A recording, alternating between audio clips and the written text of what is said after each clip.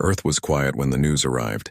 It was the kind of quiet that comes before a storm, heavy and waiting. In every city, every town, every home, people watched the recording of Dr. Hyunwoo Kim's final moments.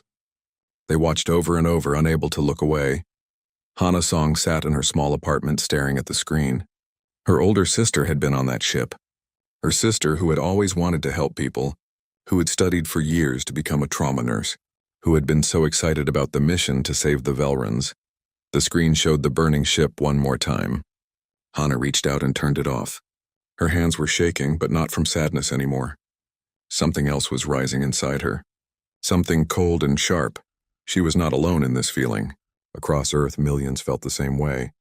The Galactic Council sent messages of sympathy. Other species offered kind words, but words meant nothing.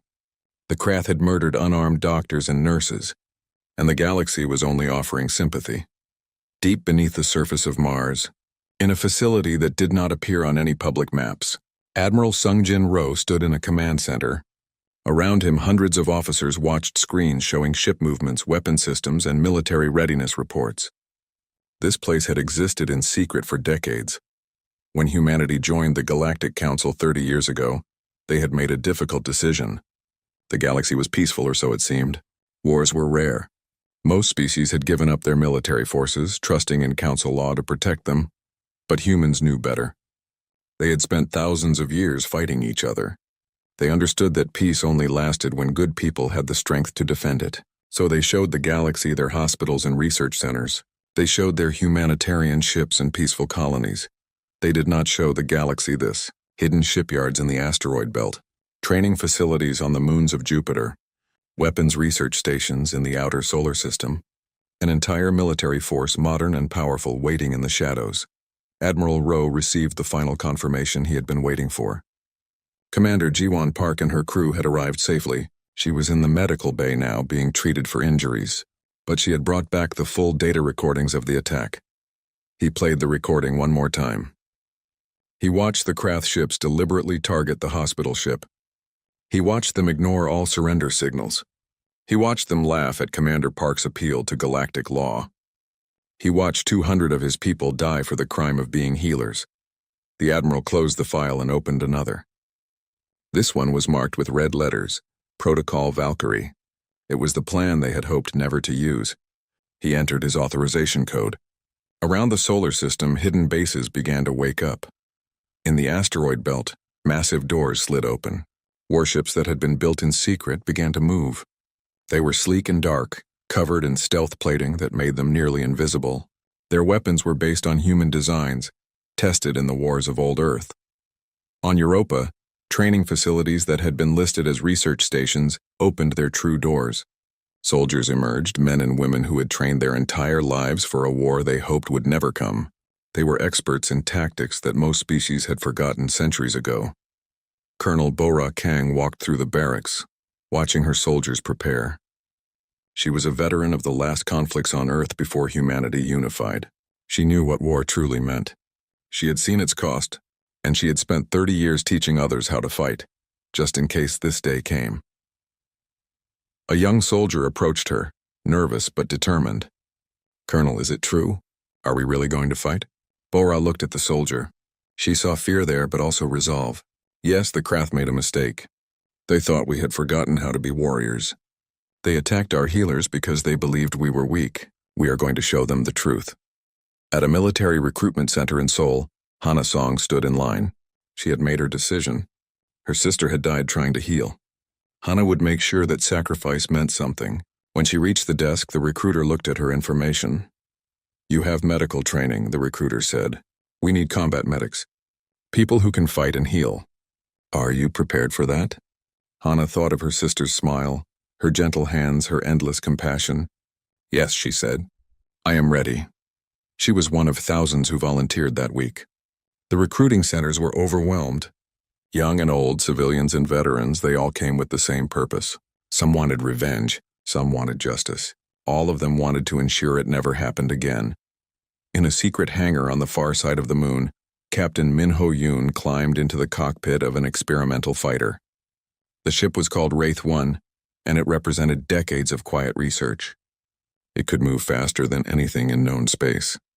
Its weapons could punch through shields that protected battleships, and it was completely invisible to normal sensors. Minho had been training on this fighter for 5 years, practicing maneuvers for an enemy he had never expected to face. Now that enemy had a name. Now that enemy had shown its face. He ran through the pre-flight checks, his movements precise and calm. Ambassador Taeyang Cho stood before the Galactic Council. Representatives from hundreds of species watched him. Many looked sympathetic. Some looked uncomfortable. The Krath ambassador sat in his seat showing no emotion at all. "We came to you in peace," Taeyang said. His voice was quiet but clear. "We asked for nothing but the chance to help others. For 30 years we have healed your sick, taught your children, and built homes for your refugees. We have been good neighbors and faithful friends." He paused, letting his words sink in. 200 of our people died. They died while saving lives.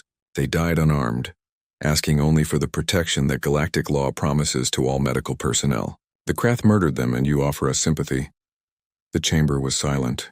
Even the Krath ambassador seemed to sense that something had changed. Taeyang activated a holographic display.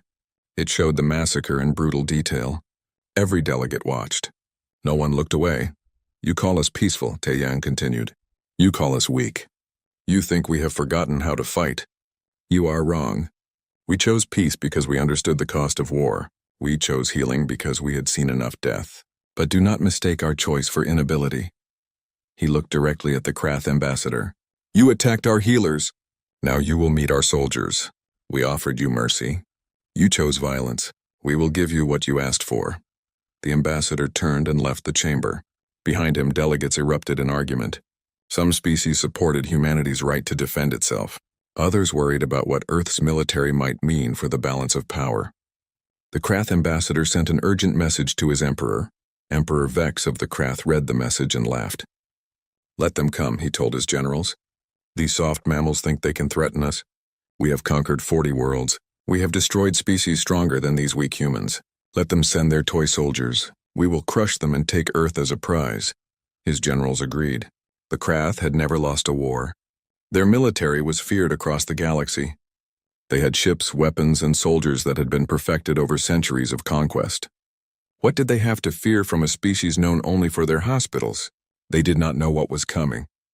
They did not know about the hidden fleets, the secret weapons, the soldiers trained in tactics from humanity's violent past.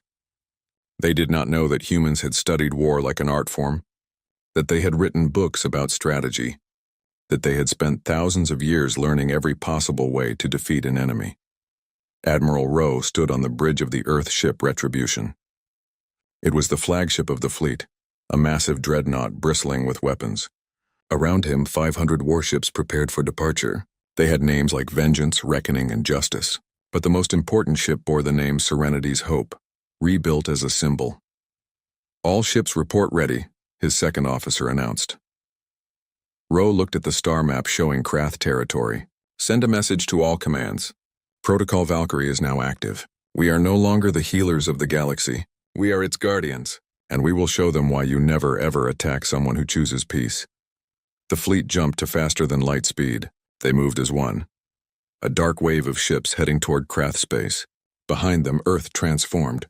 Factories that had built medical equipment began building weapons. Scientists who had researched cures turned their minds to military technology. A species known for 30 years as peaceful healers remembered how to be warriors. The sleeping giant had awakened, and it was angry. The Krath military base at Helion Station was home to 10,000 soldiers. It controlled the trade routes in 3 star systems and served as a forward command post for Krath expansion. The base commander considered it one of the safest positions in the Empire. That confidence lasted exactly 47 minutes after the human fleet arrived. The attack began without warning. Krath sensors detected nothing until the first missiles struck their shield generators. By the time alarms started screaming, half the base defenses were already destroyed. The Krath scrambled to respond, but they were fighting an enemy they could not see. Captain Min Ho Yoon's fighter, Wraith 1, slipped through the chaos like a ghost. His stealth systems made him invisible to Krath sensors. He targeted command centers with precision, each missile hitting exactly where it needed to. Behind him, 50 more stealth fighters did the same. The Krath tried to launch their own fighters, but Colonel Bo-Ra's Special Forces team had already infiltrated the base. They had come in days before, disguised as cargo, waiting for this moment. Now they moved through the hangar bay, planting charges on fuel lines and ammunition stores.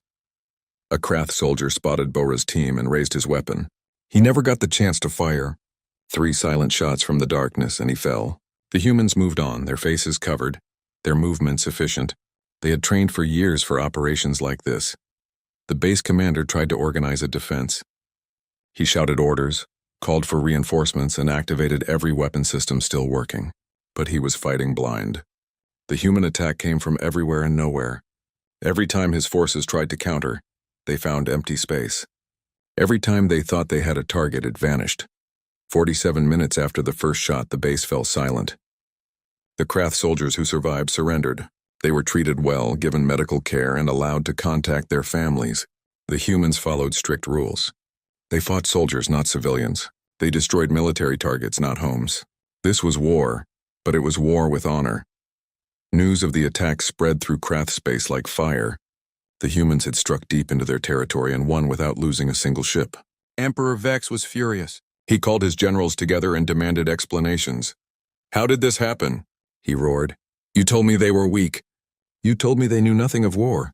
War leader Draketh, the most experienced of the Krath military commanders, spoke carefully. "My emperor, we underestimated them. Their technology is advanced. Their tactics are sophisticated. They fight unlike anyone we have faced before." "Then destroy them," Vex commanded. "Send the 5th Fleet. Crush these humans and show the galaxy what happens when someone challenges the Krath Empire." The 5th Fleet was the pride of the Krath military.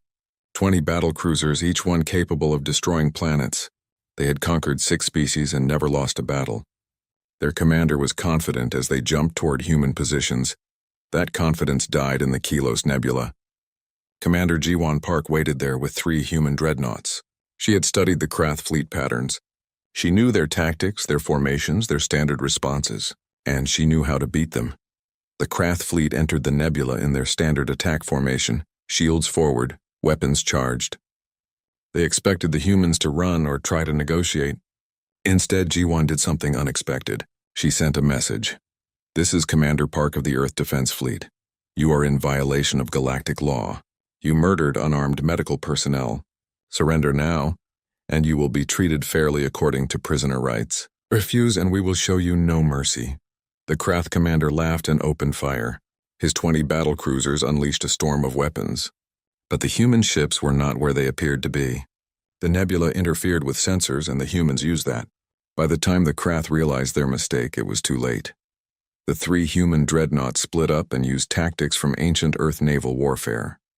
They appeared and disappeared in the nebula clouds, striking from unexpected angles. Each attack was precise, targeting engines and weapon systems, disabling ships without destroying them entirely. The Krath tried to adapt, but their formations were designed for direct confrontation. They had forgotten that war could be more than 2 forces charging at each other.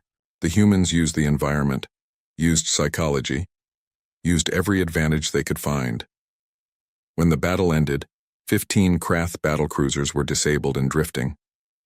3 had been destroyed when they refused to surrender. 2 had escaped. The human fleet had suffered minor damage to 1 ship and 0 casualties. Jiwan stood on her bridge and looked at the captured Krath vessels. She felt no joy in the victory. These were soldiers following orders, just like her crew. But they had to learn. The galaxy had to learn. You do not attack healers. You do not murder the innocent. Back in Krath space, war leader Draketh received the reports and felt something he had never experienced before. Fear. Not fear of death in battle, but fear of fighting an enemy he did not understand. He began researching human history, trying to comprehend how they fought so effectively. What he discovered shocked him. Humans had spent thousands of years fighting each other. They had developed countless ways to wage war. They understood tactics, strategy, psychology, and logistics at levels the Krath had never considered. They had written entire libraries about the art of war. More disturbing was their history of violence. Humans had fought wars that killed millions. They had created weapons that could destroy their entire planet. They had nearly made themselves extinct through warfare. And they had learned from all of it. When humans joined the Galactic Council, they did not join as innocents who had never known war. They joined as recovering warriors who had finally achieved peace with themselves. They chose to be healers because they knew the cost of being killers. They had not forgotten how to fight. They had chosen not to. Draketh tried to explain this to Emperor Vex, but the Emperor refused to listen. "They are still just mammals," Vex shouted. "We have superior numbers. We will crush them through sheer force." But the human advance continued. They struck military bases, destroyed weapon factories, and disabled communication stations. Every attack was surgical, every victory decisive. The Krath kept sending fleets, and the humans kept destroying them. The losses mounted. On the battlefield, combat medic Hana Song moved through the wreckage of a Krath transport. Her team had just disabled it, and now she searched for survivors. She found a young Krath soldier trapped under debris, bleeding badly. The soldier looked at her with fear and confusion.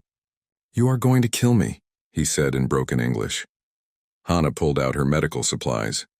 "No, I am going to save you. That is what humans do." She worked quickly, stopping the bleeding and treating his wounds. The soldier watched in amazement as the enemy who had just defeated his ship now fought to save his life. "Why?" the soldier asked. "We killed your healers." Hana looked at him. "Yes, you did. My sister died on that hospital ship. But you are not responsible for what your leaders did. You are a soldier following orders. I will not become like them. I will not kill the helpless." Stories like this spread through the Krath military. Captured soldiers returned home with tales of human mercy. They spoke of being treated well, given food and medicine, allowed to contact their families. The humans fought fiercely but followed rules. They were warriors, but they were not monsters. This confused the Krath. Their own military showed no such mercy. They had been taught that the weak deserved to die. Now they faced an enemy who was stronger but chose to heal the defeated. It changed how many of them saw the war. The Galactic Council watched the war with growing concern. Humanity's military power was far greater than anyone had imagined. Some species worried that Earth would not stop with the Krath. Others debated whether to intervene. But most simply watched and learned a hard lesson about underestimating those who choose peace. Admiral Rowe stood on the bridge of retribution and reviewed the tactical reports. The war was going well, perhaps too well. They were winning every battle, but wars were not won by battles alone. He knew that at some point they would need to offer the Krath a way to surrender with dignity. Crushing them completely would only create more problems. But Emperor Vex refused all diplomatic contact. He was determined to fight to the bitter end, even as his empire crumbled around him. The Emperor's pride was becoming his people's doom, and some Krath were beginning to realize it. Change was coming, but it would require sacrifice. 3 months into the war, Hana Song sat in the medical bay of her transport ship, cleaning her rifle. Around her, other combat medics did the same. They had just returned from a mission that had gone badly, not in terms of military success, but in terms of cost. She had saved 12 wounded Krath soldiers that day. She had also watched 3 of her own team die, good people who had joined the military to protect others. Now they were gone, and she kept asking herself the same question over and over. Was this justice, or was it just revenge with a different name? In the command centers across human space, Admiral Rowe faced similar doubts. Every report showed victories. Every battle ended in their favor. But the casualties were mounting. Not just Krath soldiers, but human ones too. Young men and women who had volunteered to fight for justice were dying far from home. The Admiral looked at the latest numbers and felt the weight of command pressing down on him. 200 healers had died in the attack on Serenity's Hope.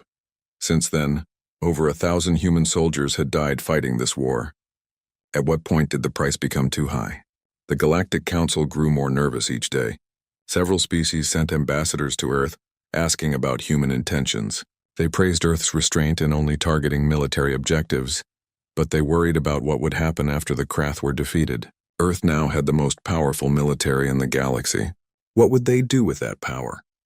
Ambassador Taeyang spent his days trying to calm these fears. He held meetings, gave speeches, and made promises. "We seek only justice for our dead," he repeated endlessly. "We have no desire for conquest or empire. When this war ends, we will return to being what we always wanted to be, healers and friends." But words could only do so much. The galaxy watched Earth's military power with a mixture of respect and fear. Some species quietly began building up their own defenses. Others sought alliances just in case.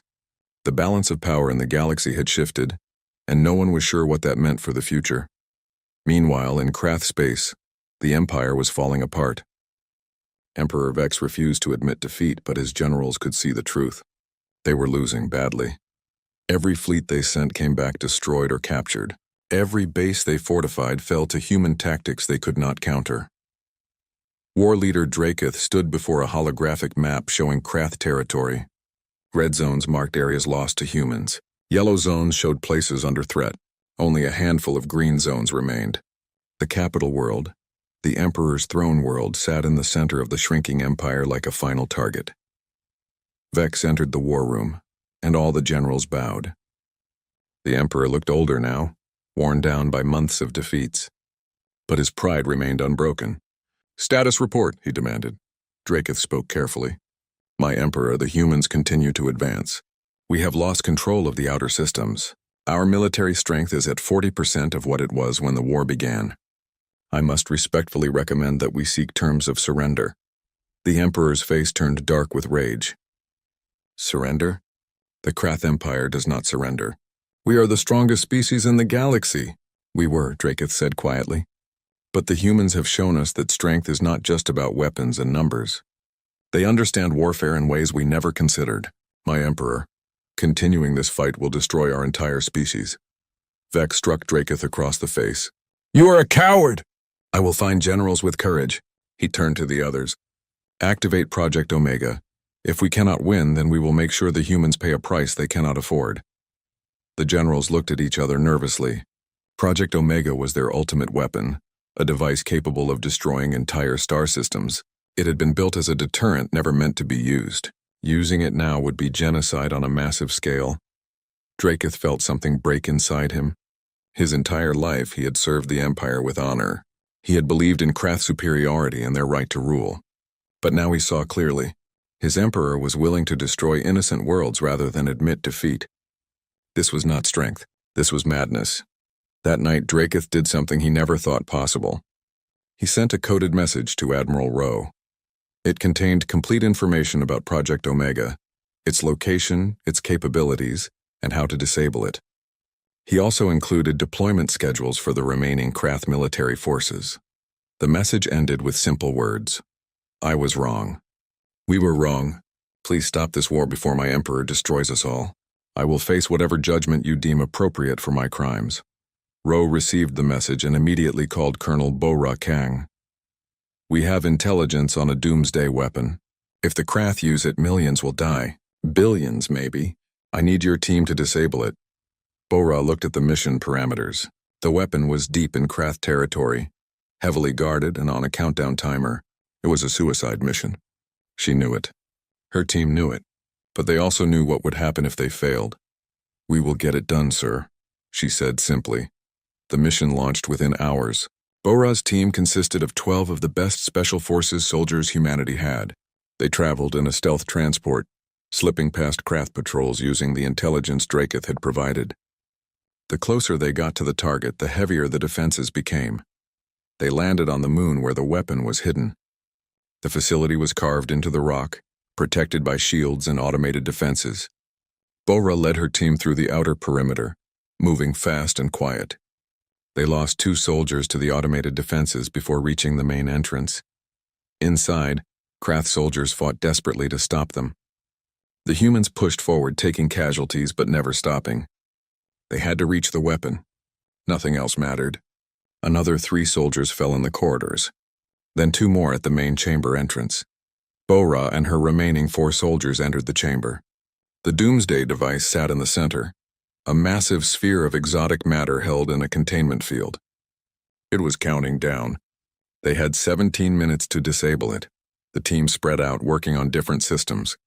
Bo-Ra coordinated their efforts while defending against Krath reinforcements that kept arriving. The minutes ticked away. 10 minutes. 5 minutes. 3 minutes. An explosion rocked the chamber. A Krath grenade killed 2 more of her soldiers. Bo-Ra felt something pierce her side, but she kept working. 2 soldiers left now. 1 minute remaining. The countdown hit 30 seconds, almost there. Her tech specialist shouted. 20 seconds. 15. Bo-Ra provided covering fire as more Krath rushed in. 10 seconds, 5. The tech hit the final command. The countdown stopped at 2 seconds. The containment field collapsed safely. The weapon was disabled. The crisis was over. But the cost was high. Bora looked down and saw blood spreading across her uniform. The wound was worse than she thought. She activated her communication link. Admiral Rowe, this is Colonel Kang. Mission successful. The weapon is disabled. She paused, feeling her strength fading. Tell my team. Tell them they did well. Tell Earth, we fought so others could heal again. Don't forget why we fight. Her 2 surviving soldiers tried to help her, but they were too late. Colonel Bora Kang died on that distant moon, having saved billions of lives. Her sacrifice and the sacrifice of her team would be remembered as the turning point of the war. When news of Bora's death reached Earth, it hit hard. She had been a symbol of humanity's military strength, but also of its moral compass. She had taught her soldiers to fight with honor, to show mercy when possible, and to never forget the difference between justice and revenge. Admiral Rowe ordered a temporary ceasefire. He sent a message to Emperor Vex. We have disabled your doomsday weapon. We mourn the loss of our soldiers, including one of our finest commanders.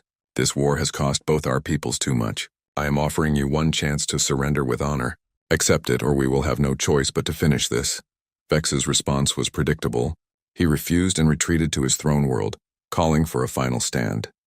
But something had changed. Many Krath officers, inspired by Draketh's example and tired of their emperor's madness, began to defect. They contacted human forces offering to help end the war peacefully. Drake himself surrendered to Admiral Rowe. He expected execution or imprisonment. Instead, Rowe offered him a chair and a drink. You saved billions of lives by warning us about that weapon, the Admiral said. Your people need leaders who understand that strength without wisdom is just destruction. Will you help us end this war? Draketh looked at the human admiral with new understanding. They had beaten his empire decisively, killed thousands of his soldiers, and brought his civilization to its knees. But they still offered mercy, still sought peace, still tried to heal rather than destroy. Yes, Draketh said, I will help you. My people have been ruled by pride and violence for too long. It is time we learned a better way. The final battle for the Krath throne world began at dawn. Admiral Rowe's fleet appeared in orbit, joined by ships commanded by defected Krath officers. It was a strange sight. Human and Krath vessels flying side by side, united against an emperor who refused to accept reality. Emperor Vex had gathered his most loyal forces around the planet. They numbered in the thousands, still a formidable military force. But they were fighting for a lost cause, defending a leader who cared more about his pride than their lives. Before the attack began, Rowe made one final attempt at peace. He broadcast a message to the planet below.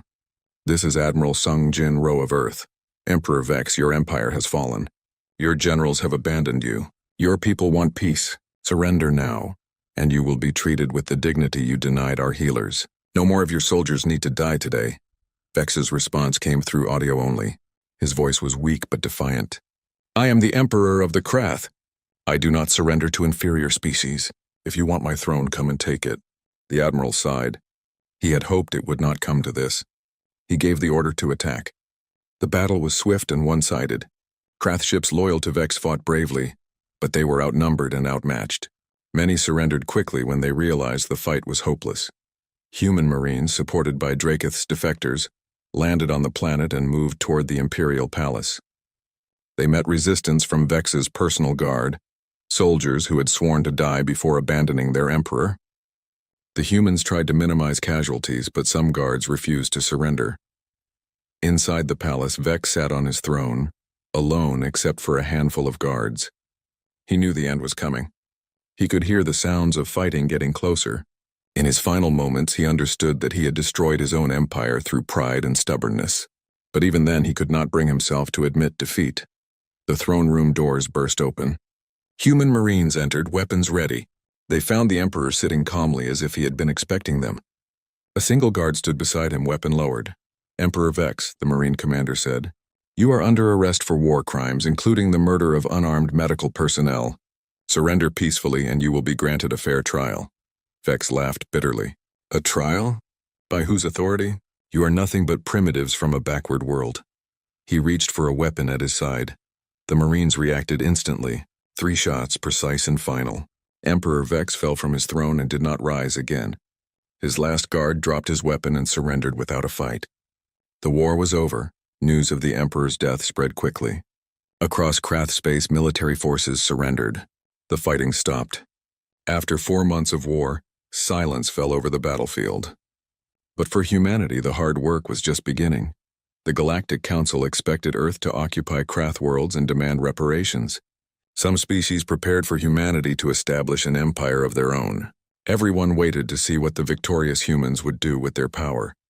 Admiral Rowe shocked the galaxy with his announcement. The war is over. We did not fight for territory or power. We fought for justice.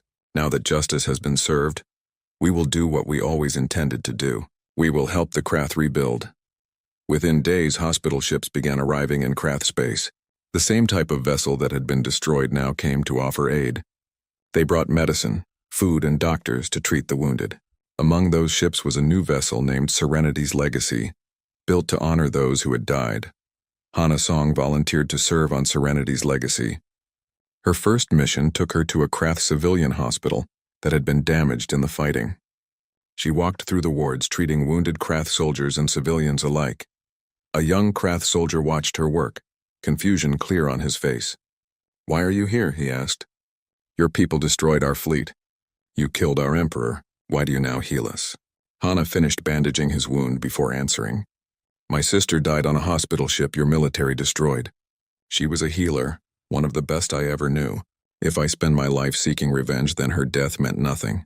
But if I continue her work, if I heal as she healed, then she lives on through me." She looked at the soldier directly. "We fought your military because they attacked the innocent. We destroyed your weapons because they threatened peace. But you are not your emperor. You are just a young soldier following orders, and now you are my patient. That is all that matters." Stories like this spread through Krath worlds, former enemies working together to rebuild. Human engineers helped repair damaged cities. Human teachers opened schools. Human diplomats helped establish a new government. And everywhere, human doctors healed the wounded. Draketh worked closely with human authorities to form a new Krath leadership. He helped identify moderate leaders who wanted peace and cooperation instead of conquest. It was not easy. Many Krath struggled to accept help from those who had defeated them. But slowly, understanding grew. The new Krath government signed a treaty with Earth. They formally apologized for the attack on Serenity's Hope. They agreed to pay reparations, not to Earth, but to a fund that would build hospitals across the galaxy. They renounced military aggression and joined the Galactic Council as junior members. Commander Jiwon Park, now promoted to Admiral, took a leave of absence after the war ended. She traveled to the place where Serenity's Hope had been destroyed. A memorial had been built there, floating in space, marked with the names of all 200 medical personnel who had died. She floated in her spacesuit, reading each name: Dr. Hyunwoo Kim, Nurse Da-Yun Lee. So many good people gone forever. She had survived when they died, and that guilt had haunted her for months. But as she looked at the memorial, she realized something. They had not died in vain. Their sacrifice had awakened humanity to a great injustice. Their deaths had led to changes that would protect healers throughout the galaxy. And in the end, their mission of healing had continued, even stronger than before. The Galactic Council met to discuss the lessons of the war. Ambassador Taeyang proposed new laws which became known as the Terran Accords. These laws stated that attacking medical personnel would be considered a crime against all species. Any who violated this law would face unified response from the entire Council. The laws passed unanimously. More importantly, the Council asked Earth to take on a new role: galactic peacekeepers. Humanity accepted, but with conditions. They would maintain their military strength, but use it only to defend the innocent and protect the peace. They would continue to be healers first, warriors only when necessary. 20 years passed. Hana Song, now Admiral Song, commanded the hospital ship Serenity's Legacy. Her chief medical officer was a young Krath doctor named Varys, who had been one of the soldiers she treated during the war. Together, they responded to emergencies across the galaxy. The ship was escorted by Guardian Angel, now rebuilt and modernized. Its captain was a human officer trained at the Joint Military Academy that Earth and the Krath had established together. The academy taught both species to work as partners, not enemies. Admiral Sung Jin Ro, now retired, stood on Earth looking up at the stars. His hair had turned gray, but his eyes remained sharp. He watched the ships leave from orbit, medical vessels and warships flying together. It was the balance he had always hoped to achieve. Ambassador Taeyang joined him. The old diplomat smiled. "We did it, Admiral. We showed the galaxy our angels of death, and then we showed them why we chose to be healers first." Ro nodded. "The hardest part was not defeating the Krath, it was choosing to help them after we won.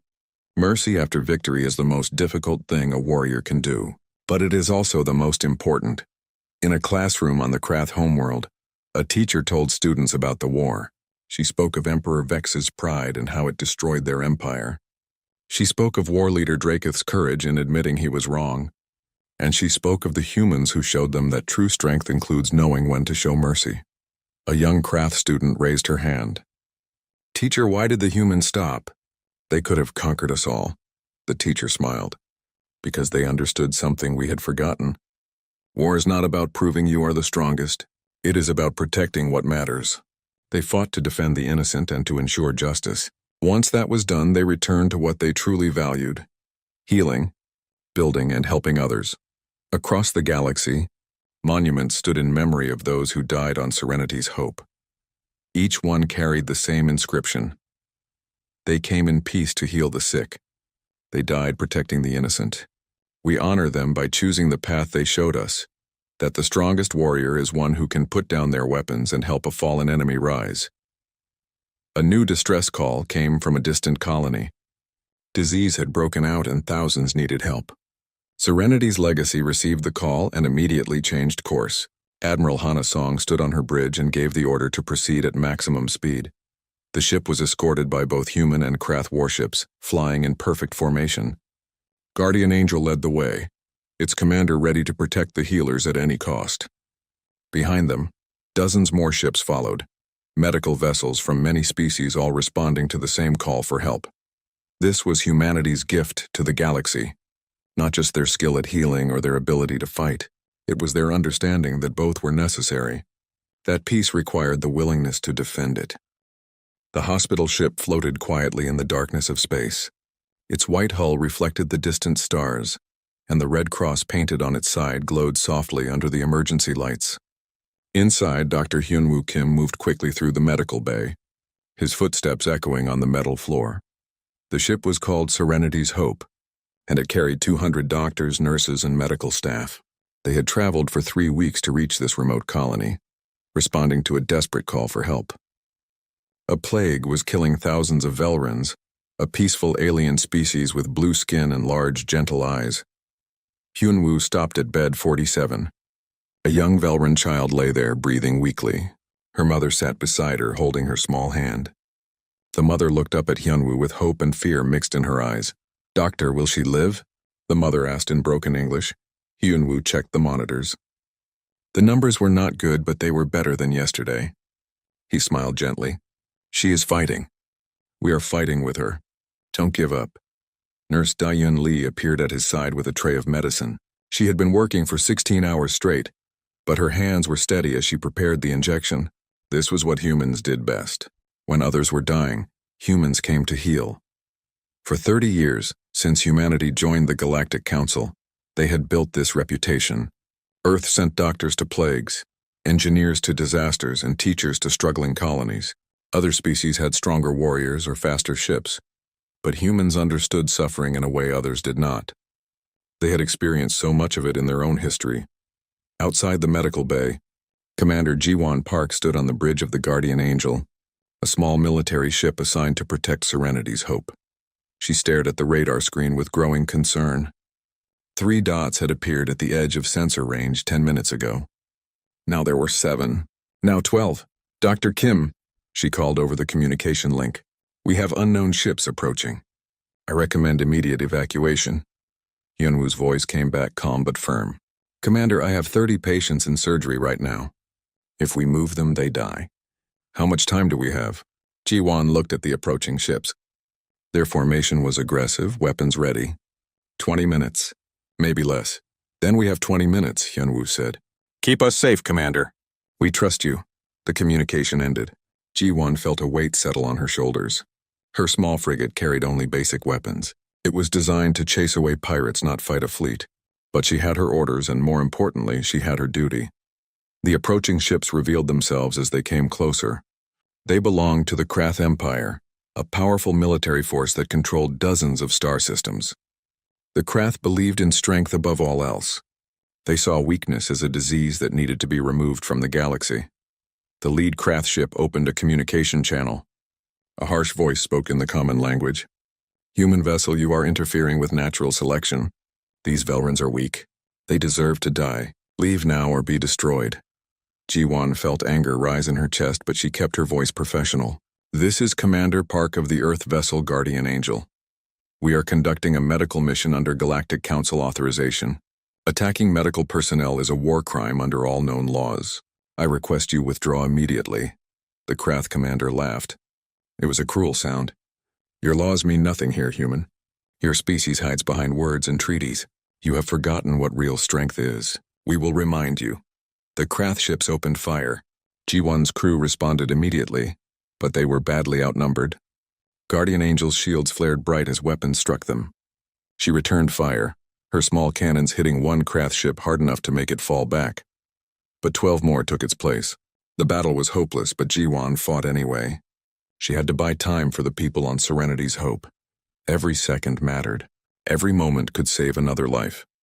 Inside the hospital ship, the medical staff felt the impacts. The ship shook and lights flickered. Hyunwoo's hands never wavered as he continued the surgery. Around him, nurses and doctors kept working. No one ran. No one panicked. They had a job to do. Dayin moved between beds, checking on patients. Some of the Velrans were crying, afraid of the sounds of battle. She touched their hands gently and spoke soft words of comfort. "We are here. We will not leave you." Guardian Angel's shields finally broke. A direct hit damaged the engine and the ship began to drift. Ji-won knew she had lost. She opened the emergency channel to Earth, broadcasting on all frequencies so someone would hear. "This is Commander Park. We are under attack by Krath forces. They are targeting the medical ship. I repeat, they are attacking unarmed doctors and patients. This is a war crime. If anyone receives this message, please—" Another explosion cut off her words. The Krath ships ignored Guardian Angel now. They focused their weapons on Serenity's Hope. The hospital ship had no shields, no weapons, no way to defend itself. It was not built for war. The first missile struck the medical bay. Metal tore apart like paper. The second missile hit the engine room. Fire spread through the corridors. The third missile destroyed the main hull. In the last seconds, Hyunwoo held the young Velran child in his arms. Around them, the ship was dying. Flames consumed everything. He activated his personal recorder, knowing someone might find it someday. "My name is Dr. Hyunwoo Kim. We came here to heal the sick. We harmed no one. We only wanted to help." His voice was calm even as death approached. "Tell them. Tell Earth. We were just trying to help." The transmission ended. Serenity's Hope exploded in a ball of fire that lit up the dark space. 200 human medical personnel died. 3,000 Velran patients died with them. All of them were unarmed. All of them were innocent. Guardian Angel, badly damaged, managed to activate its emergency jump drive. Ji-won and her surviving crew escaped into faster-than-light travel, carrying the terrible news back to Earth. The journey would take 2 weeks. The Krath commander watched the burning debris with satisfaction. He sent a message to his emperor. "The human healers have been eliminated. Their weakness has been exposed. They will not interfere again." He was wrong. The Krath did not understand humans. They saw doctors and nurses and thought they saw weakness. They saw mercy and thought they saw fear. They made the worst mistake any warrior can make. They believe that those who choose peace have forgotten how to make war. The recording from Hyunwoo's final moments reached Earth before Guardian Angel did. It spread across human space within hours. Billions of people watched as their doctors died trying to save alien children. They watched the fire consume the hospital ship. They heard Hyunwoo's last words. Something changed in humanity that day. For 30 years, they had been the galaxy's healers, the peaceful helpers who brought medicine and hope. They had chosen that path carefully, wanting to leave behind their violent history. But the Krath had crossed a line that should never be crossed. They had attacked the healers, and humanity remembered something the galaxy had forgotten. They remembered that humans had not always been peaceful.